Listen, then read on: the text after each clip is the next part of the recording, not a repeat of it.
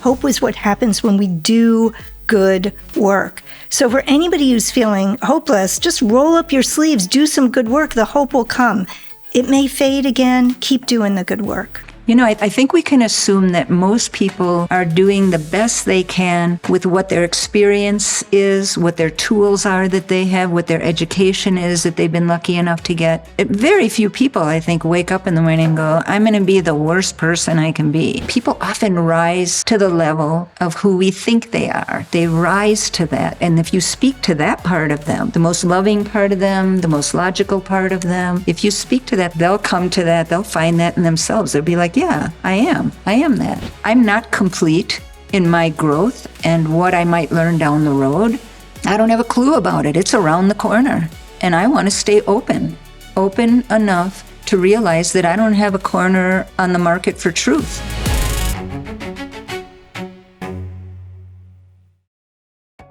I'm Zoe Weil, and this is Solutionary Voices, a podcast brought to you by the Institute for Humane Education, an organization helping to build a more compassionate, just, and healthy world for all people, animals, and the ecosystems that sustain life.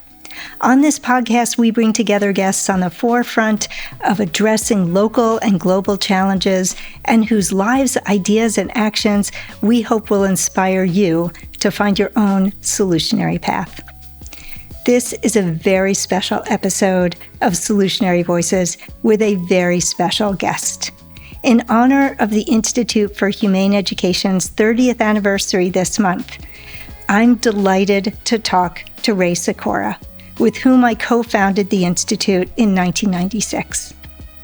I met Rae in 1993 at a Humane Education conference that I was co-hosting, and after we met her, we asked her to speak at the conference, and she knocked our socks off, or as she would say, she knocked us alive.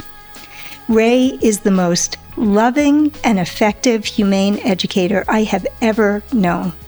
And I had the joy and privilege of working with her for 8 years, and I still consider her a beloved colleague and friend in the work to create a more compassionate and healthy world for everyone. Welcome, Rae. Thank you, Zoe. Is that what you do? You make people cry when you start the session?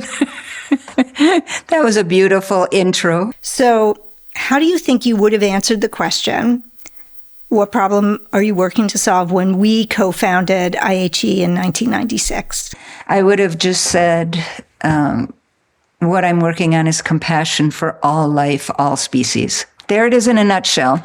We've both been humane educators, teaching about the interconnected issues of animal protection, as you mentioned, environmental sustainability, and human rights for more than 4 decades each, which is 80 decades combined, which is kind of mind-boggling. And when you think about the problem that you want to solve, and you think about your work as a humane educator, what have you learned in these decades about what works best and what doesn't? Well, I don't think that in terms of what works best, that it has shifted a lot for me. It's pretty similar to what it was. I still believe that inviting people instead of fighting people is the route that works best from my experience. Yeah, just inviting people to an irresistible community of compassion and trying to create that community and be that as an individual. Like, how do I stay open to all different types of people and their backgrounds and invite them into this community? So that has remained the same. What has changed over the decades is I'm more focused on right now, what can I do, rather than what have we achieved. I'm less goal-oriented. I really thought when you and I were beginning in this work, I thought this is compelling enough that we will shift an entire species to care more about what's around them. I mean, I expected big things to happen, boom, boom, boom, boom. Now, I think I'm just more realistic. Humans are slow to change, and And I don't focus so much on the goal as what's right in front of me. And I have a question I ask myself in those moments, in those days. And it might sound woo-woo to people, but I ask myself, what would love do in any situation? Because as you and I know, when your eyes are open and you've witnessed such horrendous things, you can tend to get pretty upset, reactive, rage. You want things to change, and you're shocked that they haven't. So that's changed for me. I don't have those big expectations. I just show up with love. That's it. You have always shown up with love, and I was going to bring that up, actually, because part of what I have learned from you about being a good humane educator is love. And you just mentioned it right out of the gate.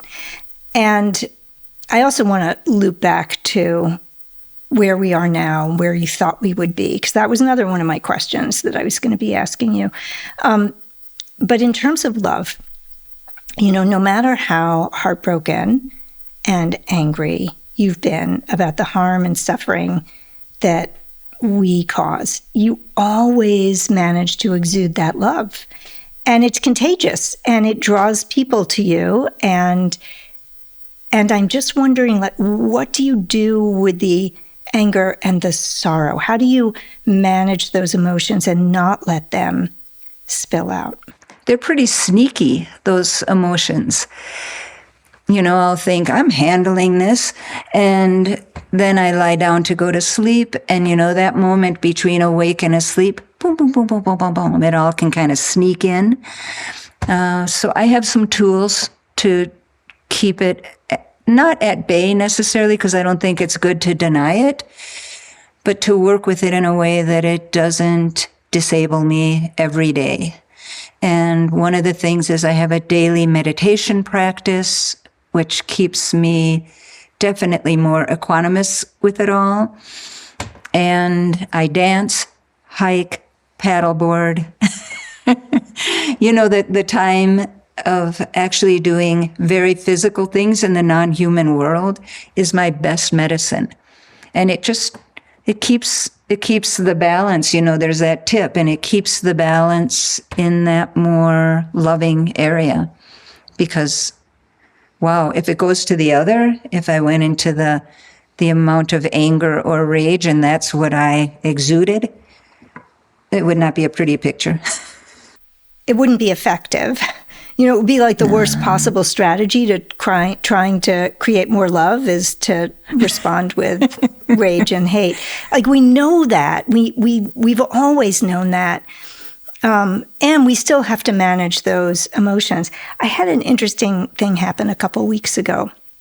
So I was at a retreat, and one of the things that we had to do on that retreat, we were in small groups of 4, and we each had to say all the things we could think of that we are extraordinary at for 5 minutes.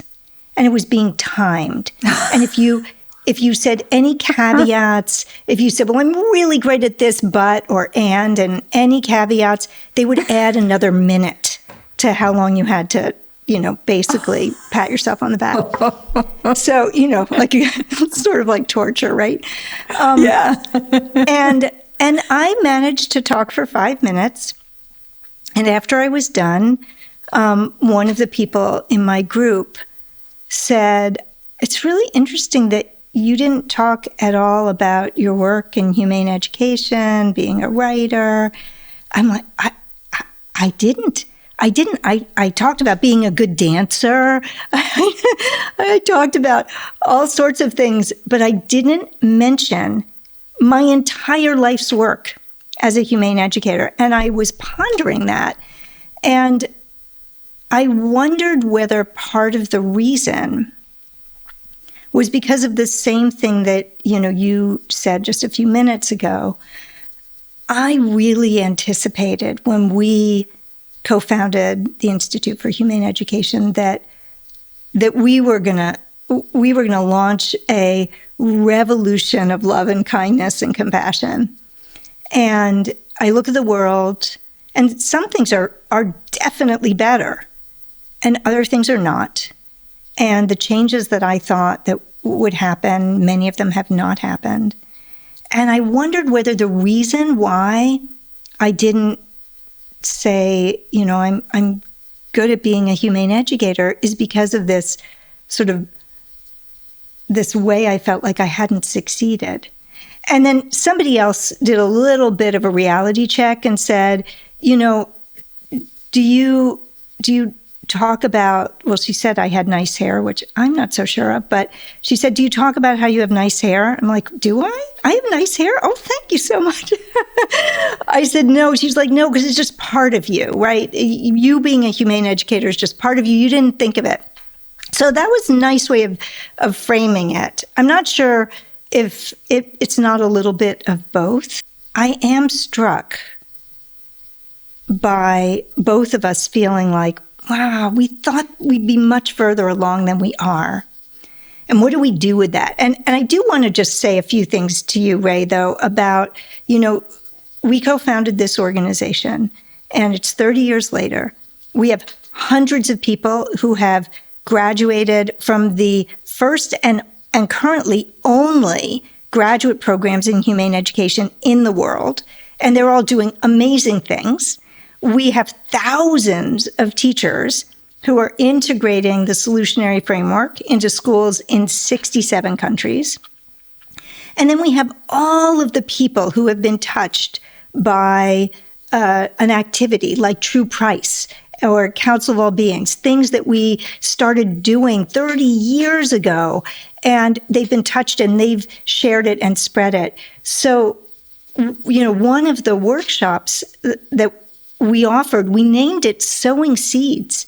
And there is no doubt that seeds have sprouted all over the globe. And we just don't always see them. And so I just want to give you a shout out, because some of those seeds, they were your seeds. You came up with those activities and those ideas that people are using 30 years later. And they've spread thanks to your work, even if you don't always see it. You sharing that just made me think of another way to frame it.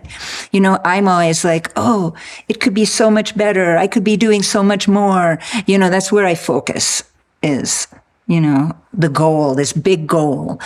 And another way to look at it is how would things be different right now if you and I hadn't planted those seeds? If you and I hadn't done work that went out in these ripples, in so many ways, just who we meet every day, your work there at the center, all of it. So how, we can't know, of course, but I think we get so goal-oriented, oh, it could be so much better, things could be so much, and we forget to look at, for, I think, a few individuals, things are a little bit better because of these ripples going out. And it's not something we can measure. It's not tangible. But I think we could probably assume that a few individuals have better lives because of some of these ripples going out. It's got to be way more than a few. And just things could be so much worse. I mean, that's the reality too. Why do you think you became a humane educator as your vehicle for creating change, as opposed to many other forms of activism that you could have embraced? I don't think of it as a very conscious choice. I think that it chose me. And after it chose me, just because of things I had witnessed, and I thought, oh, no, I want to be part of the opposite of this direction that this is going. I want to educate people. Other than that, I think, yes, it chose me. And I think at some point I realized I didn't want to be one of those people who was putting out fires, who was dealing with symptoms all the time without doing the prevention work. And the prevention work called me because it was critical thinking. It was working in an education system that I felt like was missing a huge key element of students looking at the world around them and trying to figure out, where do I fit into this, and how is my life going to contribute to either a good society or a not so good society. And I think that it came to me after I started doing the work. I think I was more driven in the beginning by, this can't happen and I need to educate people about it. And that was the beginning kind of incentive, and I was driven in it. But then it became, let me help people look at what their core values are. Oh, is your lifestyle aligning with your core values? It's so basic, but I realized it's not being taught to people. And that's what drew me in that direction. When I invite people to go on their own solutionary journey, I ask them 3 questions you're very familiar with. What are you good at? What do you love to do? And what issues do you care about? And when you can find the answer to where those 3 questions meet, you're really on the right path. A path that's going to be meaningful and effective and joyful. And humane education was that path for you. You cared about all of these issues, not just one. And you're really good at teaching people about them. And you would come alive as you would do that work. And you found the place where the answers to those 3 questions met, even though you weren't looking for those answers at that time. It found you, but it was just the right fit. So one of the ways that you're such an amazing humane educator is you're a really great storyteller. And it's the stories that people remember, and they're sticky.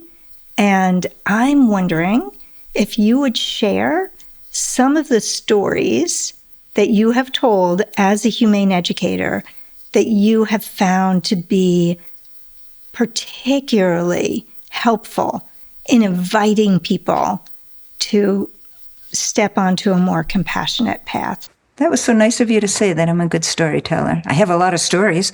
I know that. I think I probably have used stories when I've been doing the education work, trainings or whatever. But I think a lot of the stories are just about my own experiences in the world, is what they end up being, and trying to help people understand kind of what works and what doesn't work for people to feel like they're seen and heard. So a lot of the work, as you know, became communication work. So I don't know why this one popped into my head, but this is the story that popped into my head. My partner and I were going into one of those large hardware stores, and there were 2 people coming out, and we're in New Mexico, which is not a particularly cold place. These people were wearing full-length furs and actual animal fur. And they were coming out. I said to my partner, I'll meet you in there. I'm going to go have a chat with these folks. And so my partner said, well, I'm not going in there. I'm going to watch. He wanted to learn from you. You think? It wasn't just entertainment? Definitely not. It's like, I want to see how the master does this. So these folks were ahead of me. They got into their very fancy car. I don't know what kind of car, but I knew it was a fancy car. And it had Florida plates that were like, "Save the Dolphins" on the plates. And I'm like, oh, perfect. And I went around to the driver's side, and they put the window down. I said, hi. I said, I noticed your license plate. So you really care about animals. And they had big smiles. They were like, yes, we really do. I said, since you care so much about animals, I have an invitation for you. And I think they probably thought I was going to invite them to a party, or I don't know what they thought. I said, but I invite you to go online and to do a little bit of research about the amount of violence and suffering that went into both of your coats. And the guy went from so happy being invited to looking straight ahead, window goes up. As the window was going up, the woman leaned toward me while the window was open enough, and she said, "I'm going to look into it." And I said, "I knew you would because your license plate told me you are caring people." And then the windows went up and she waved to me. He just looked straight ahead. So, those are some of those seeds, like where, I don't know where that seed went. Who knows? But why wouldn't you plant it? Well, and here's the thing that I know and is because we've seen the videos, we've seen the undercover investigations, we've seen the photographs. We know the horrific brutality that goes into the fur industry. So you're carrying all that. You're seeing people on a warm day wearing fur coats, and you went there with love, like you always do. You went there with love. And I like to think she went home and she read about that. But we know that most people, when they feel that rage, that why can't you see what I see? How is that possible? Go in hot and with that rage. And you managed to go in with love. Thank you for sharing that story. I wonder if you would, I remember lots of stories that you've shared over the years. And so I wonder if you would share the story of the future farmers of America, the kids that you spoke to. I got a call from Future Farmers of America, whoever their coordinator was of activities, to come speak to a group where 2 high schools were coming together at one high school. And my first question, because they said FFA, and I said, FFA? I said, as in Future Farmers of America? Because I'm like, why are they calling me? Everybody knows what my work is. Why would they call me? And I said, I have to ask why you want me to come and speak.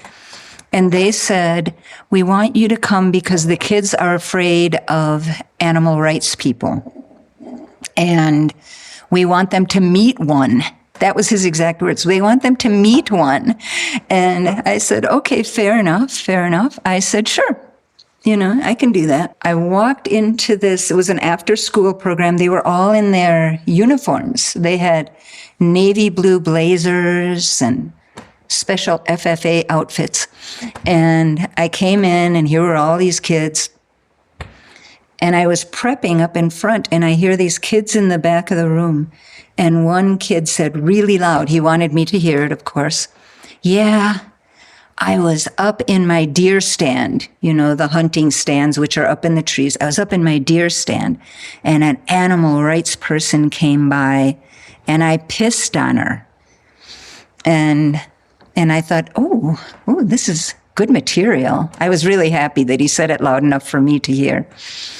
And, so then I prepped and, I was all ready to go. And that kid starts to leave when I start the program. And I said, I don't want you to leave.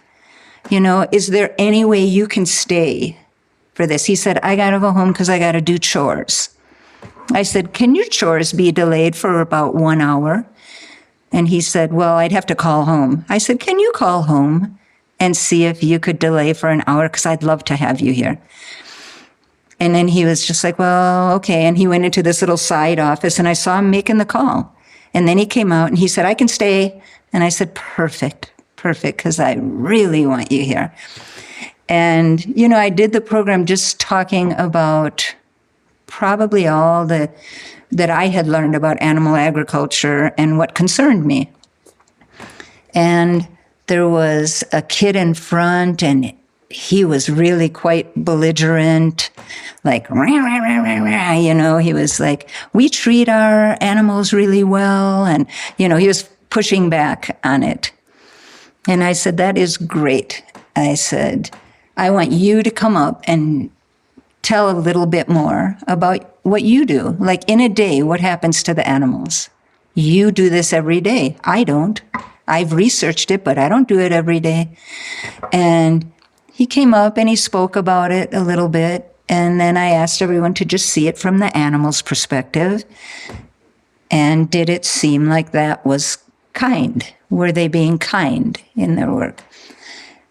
And it just kind of went, I don't remember all the details of it altogether, but it was a dessert potluck also. They had all brought desserts.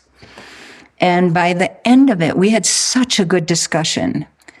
And the kid who had done the thing about I pissed on the animal rights person, he ended up being like my right-hand guy. Yeah, what she's saying is true. Yeah, that's true. Yeah, that's true too. And that shocked me right there. He was really wonderful. It was like I planted him. And then the kid who was so angry and belligerent in the front, when the program was over, he raised his hand and he said, I just want to tell you, you know those desserts over there? I brought the apple crisp and it's vegan, so you can have the apple crisp. And I said, that's great.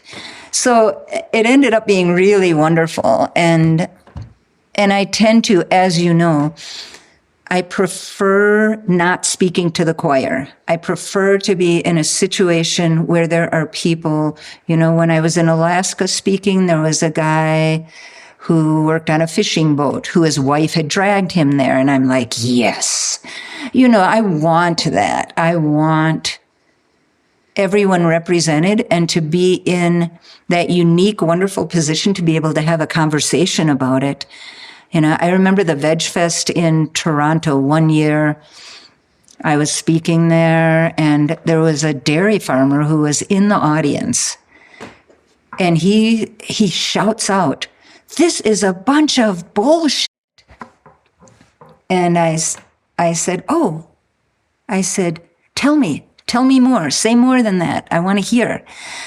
And he said, I'm a dairy farmer. I said, fantastic. I said, can I get another chair up here? And I brought him up to do the program with me. And it was fantastic. I loved it. I loved doing it with him and encouraging that kind of critical thinking that doesn't leave certain people out of the room for that critical thinking. And our discussion just got so beautiful. He and I hugged at the end, and there was a really funny thing that happened because there was a very old woman. She had to have been in her 90s, kind of like sitting in the front row. She was a little bent up. And she raised her hand, and the person running around with the mic brought the mic to her, and she said, what's going on in here? I said, what do you think is going on in here? She said, I don't want to say, it's embarrassing. And I said, I think this is a pretty nice crowd. You can say. I said, what do you think is going on? What does it feel like? And then she, real quiet, she said, it feels like love. I said, oh. And then I said, okay, how many other people in the room are getting that same feeling? That's what we're experiencing in this room. And I had her turn around, every hand went up. And I said, oh my God, lock the door. Let's just stay in here with this. This is great. And I said, do you not like the feeling? She said, it's strange. I said, strange like unfamiliar? Yes. I said, I hope you can get used to it. I think I like that challenge of how do I find the most loving way to keep. You know how I always talk about that heart door, and I want that heart door on the other person to stay open. It's very easy for it to slam shut. And so that it's very easy, like, with you and me, we can keep that heart door open, no problem. But somebody who has very different lifestyle or different value system, a little more challenging. And I like that. I find it fascinating and fulfilling to do that. And I wonder, do you also find it like it's a challenge? When you're seeing the people in the fur coat, or you're, hearing a boy saying, I pissed on the animal rights activist, which obviously like that never happened, right? He just told that so that you could hear that. Or the dairy farmer. In all of these circumstances, you rose to the challenge of it. And it's not the norm. that we see, particularly in these really polarized times in our political climate and just in our culture in general. Social media has amplified the way that we don't do that. We don't bring the love. We're very, very quick to express rage and snarkiness and everything in between. And it's so easy because it's anonymous. Or it's not always anonymous, but you're not with that person in the room. I guess my question is, do you like the challenge? Of course. Part of why I like the challenge is those moments are my gift to me, where they're my best teachable moments for myself to grow in ways that I wouldn't grow if I just only hung around or was exposed to people who are like me. They are my best teachers. And if I'm going to grow, that's the place. It's sort of like I go to the meditation center, I do a 10-day silent retreat, and I'm like, oh, maybe I'm enlightened, when I'm still at the center. Nothing's challenging me, and it's like, I've got it. I'm just going to be a beam of light out in the world. And as soon as I leave and go into the first grocery store to get some snacks for the drive home, I'm like, oh, shit, I don't have it. It's like judgment. So I just think it's really good to be in these situations where it's not easy to show up in this loving, understanding way, but in a way it's self-understanding. I'm not complete in my growth and what I might learn down the road. I don't have a clue about it. It's around the corner. And I want to stay open enough to realize that I don't have a corner on the market for truth. And I need to stay open. And in these times, I could get very self-righteous about who I am and how I live. One of the undercurrents of this, of course, you named, but I want to make it explicit for everybody who's watching or listening.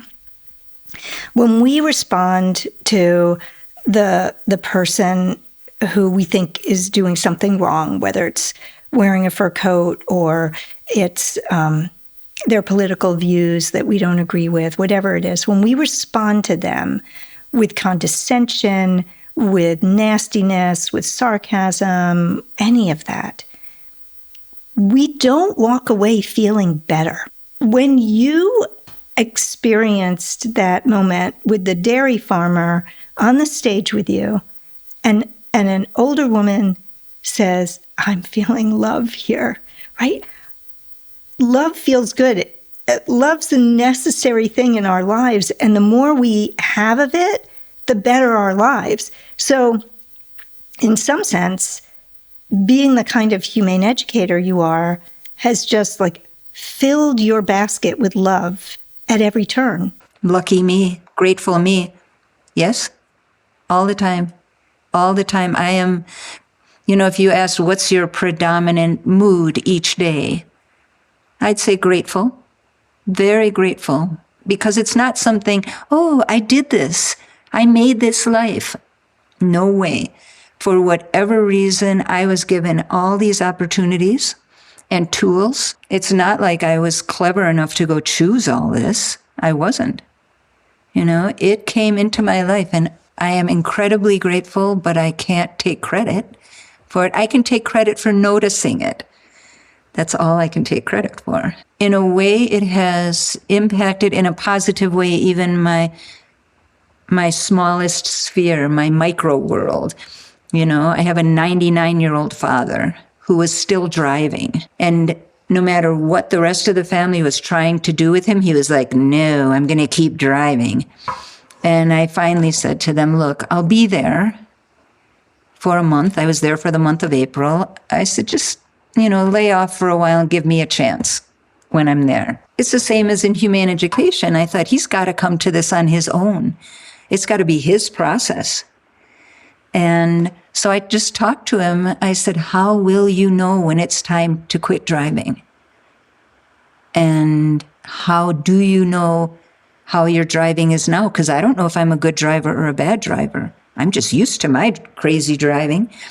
And, we had this really nice talk about it. And, I said, if you wrap yourself around a utility pole, that's up to you. You can do that.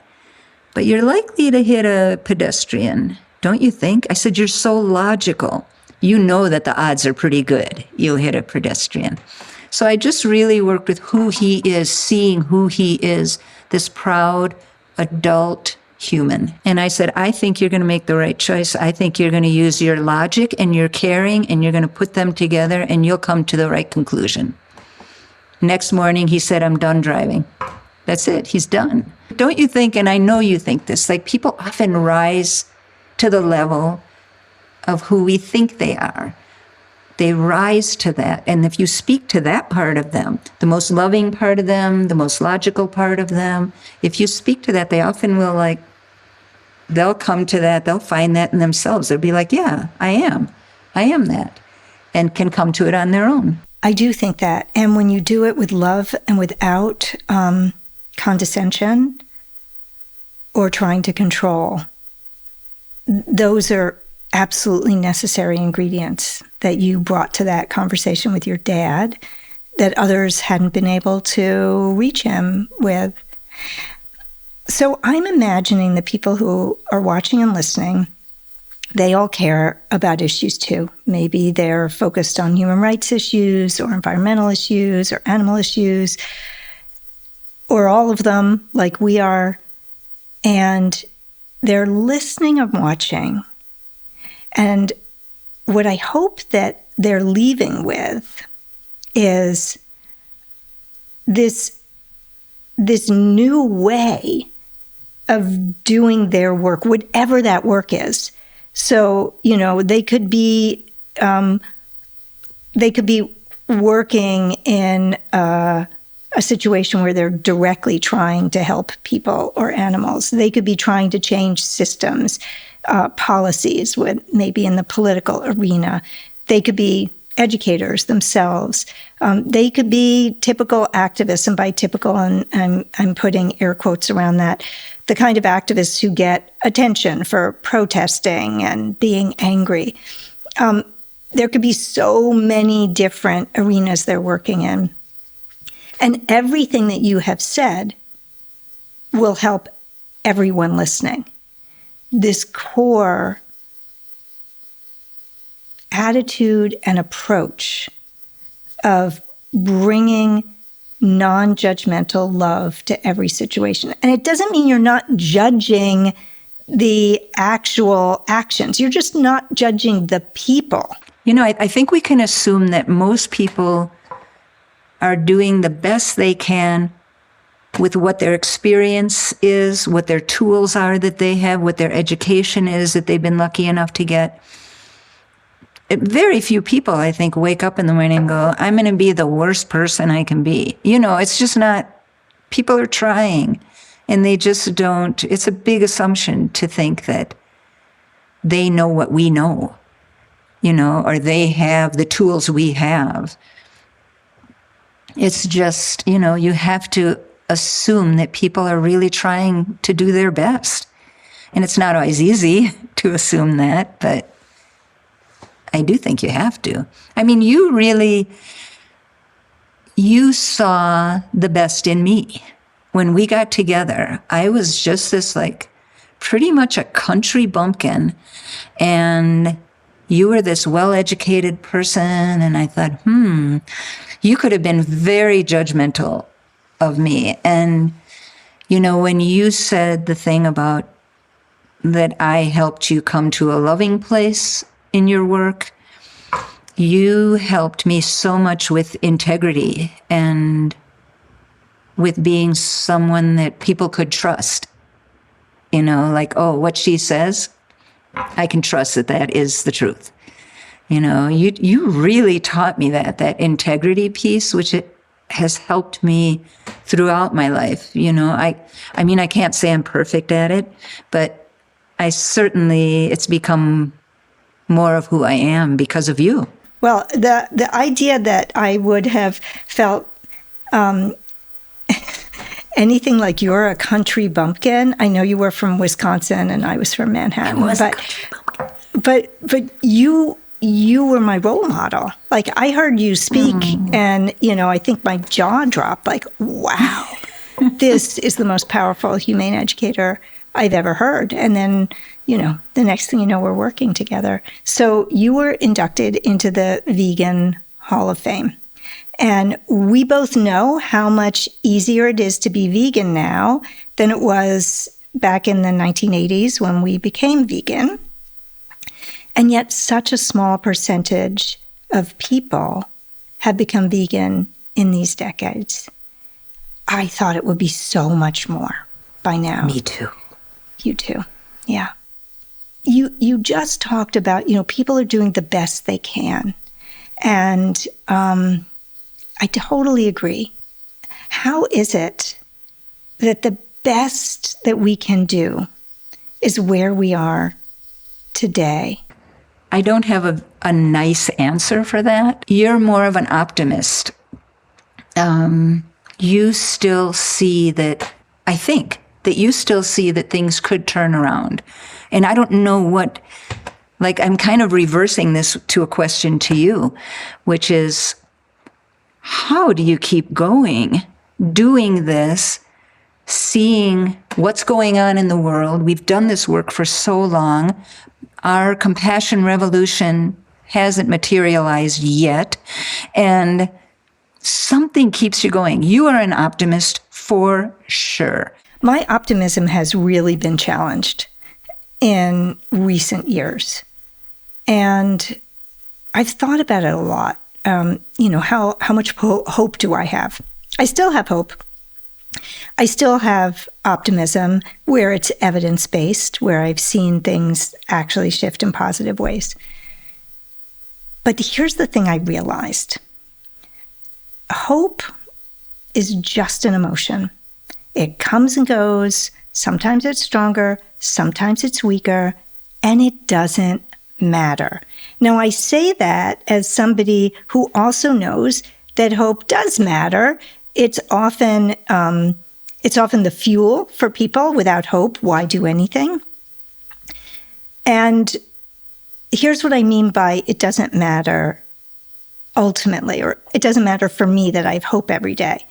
What matters for me, and I'm going to go back to that word integrity that you used to describe me, which I really appreciate, because that is a value that I hold very dear. And to me, I have to wake up in the morning and look in the mirror. Well, I don't have to look in the mirror, but, I'm brushing my teeth. I see myself in the mirror. What are you going to do? I would like to have respect for the person I see in the mirror. And the only way to have respect for that person is to live with integrity, to do the best I can. And so one day I'm going to die, and I don't want to die with regrets. I want to know that I tried to make a difference. And that is enough for me. Hope can come and go. My integrity is not going to go. And I would say that the same is true for you, because here you are, maybe you're not speaking at conferences as much as you used to, but you're doing work to make a difference every single day. And so I think that that's true for you too. So for those people for whom how can you give me some hope? I can give people some hope because I do see it.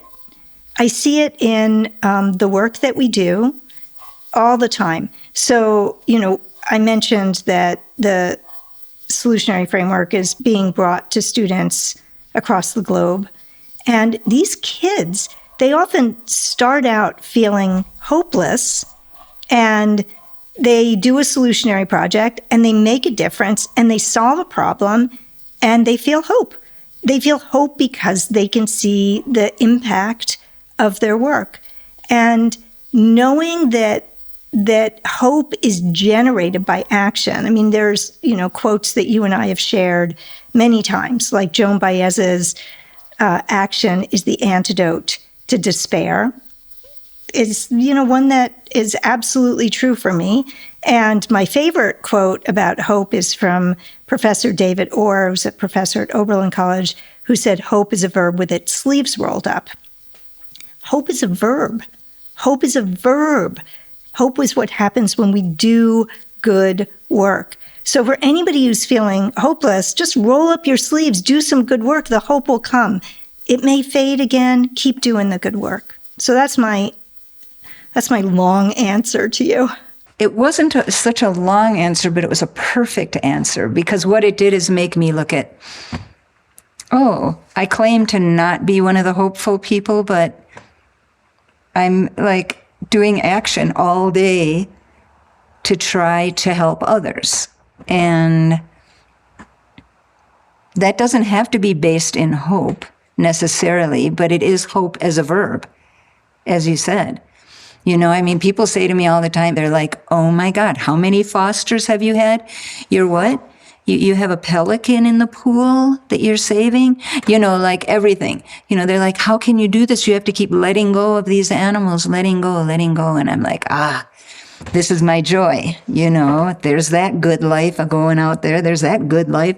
And I tell some people it's selfish, because when I do it, I feel like I'm doing something. I'm doing something to counteract the violence and the general society that doesn't even see some of these species or some of these humans, even their own species.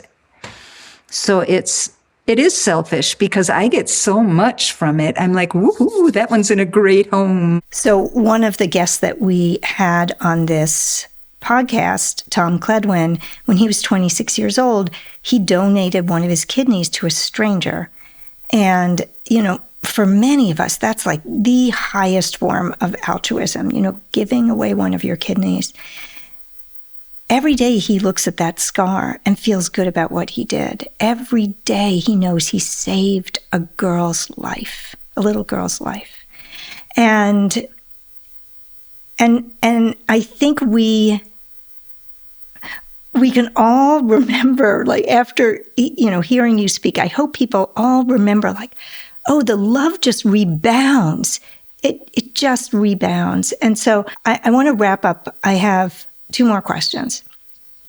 So one of them is about loving those people who are doing great harm, who believe things that you consider to be horrific, despicable, shameful. Can you love them? I won't go into the details, but somebody did a pretty horrendous thing to us, and it took a while to rebuild from it. And people are like, oh my God, aren't you just pissed at them? Don't you want to? And I said, no. I said, I'm really grateful that that's not how I go through the world, the way they're going through the world. What they brought to me was a lot of work and stress. But they also brought to me a lot of gratitude that my life does not show up that way in the world. I feel bad for them. And there was this love that came with that. Like, I love them. I feel terrible for them. I don't know how to help them show up differently in the world. But it's their path. But I can still love them and really try to visualize their path improving. I learned a lot from it, and, I get to move forward. I'm not sure they do. So, yeah, I think we can. I think we can do that. It doesn't mean we have to live with them, love what they did, the action, but we can see a struggling being there. It's sort of like, think of it this way. If I rescue a dog who has been badly abused, like I have one who was badly abused first 4 years of life. He has more baggage than any dog I ever met. He was so badly abused. And I just love him. And some people, they call him Mr. Grumpy Pants. They call him an asshole. They call him a lot of things. People have names for him. And I just love him. I know what his history is. I know he's doing his best. And we can do that with humans, too. It's much easier with dogs, of course. Okay, one last question. What would you like your epitaph to be? Oh, that's such a cool question. The first thing that popped into my head was she did her best. That's interesting. After all the things that we have shared, that you have shared during this podcast, she did her best is beautiful. And I want to add to it, if you don't mind my putting a tagline on your epitaph. Oh, okay. Is that okay? Sure. I may not have it carved into stone, though, just so you She did her best, and she would have loved you with all her heart.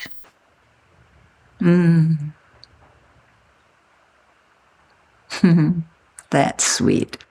Rae, thank you so much. This has been a real joy, like getting to walk down memory lane with you a little bit and be reminded, too, of the work that we set out to do, that we're still doing all these decades later.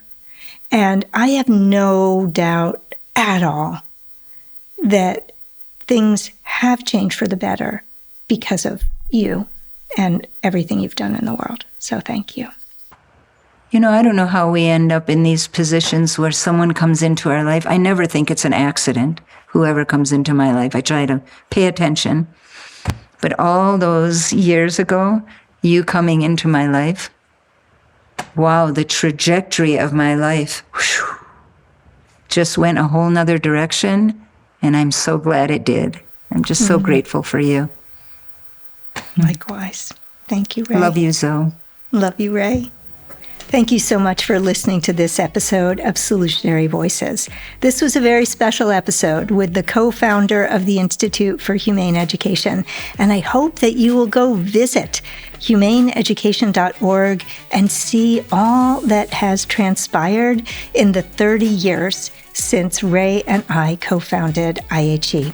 And if you would like to be a solutionary yourself, I hope that you will read my book, The Solutionary Way. And as always, if you like the episode, please do subscribe, write a review, and share it with others. Thank you so much.